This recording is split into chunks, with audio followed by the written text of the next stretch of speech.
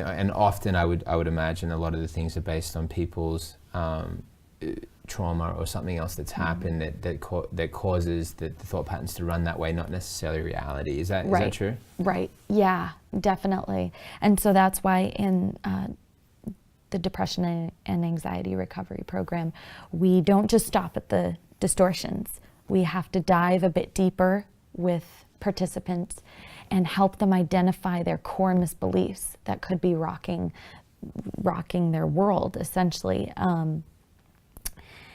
So, for example, somebody who has been molested or who has had some sort of trauma or abuse in their past, they typically struggle with a misbelief that relates back to their self-worth. So not being good enough. And often you'll also see that they don't feel like God cares for them,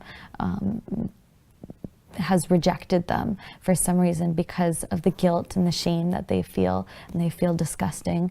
And based on how people have treated them, that could be reaffirming that core belief that they have about themselves, which is a really tough place to be in. And so as therapists, we want people to see the truth and to really recognize that another cognitive distortion is emotional reasoning.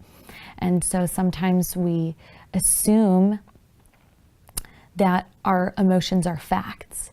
And so while we're feeling a certain way, it doesn't necessarily determine or say that that's what we are. So though I feel ugly, it doesn't mean I am ugly. And so we have to also work with participants to come out of that as well. Okay, because I like identifying some of these examples because Right. I think it allows people to put themselves in and almost have this done live time for them. So, okay, so what about me? I'm a career-driven kind of man, husband.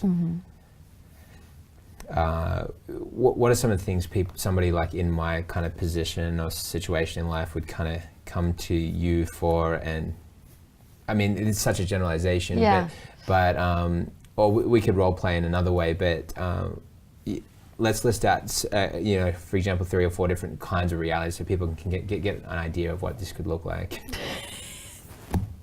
This could go on for forever. No, I think as a CBT therapist, first of all, if you're a true CBT therapist, you don't pretend to be the expert. So I would want to get to know your story first and see just what you've gone through. And then I would maybe show you a list of cognitive distortions and have you show me which ones you think you struggle with. And then we would work on those and see, well, how, is it really true? And even if there is some element of truth in the, negative thought, then we work at finding, well, is it helpful?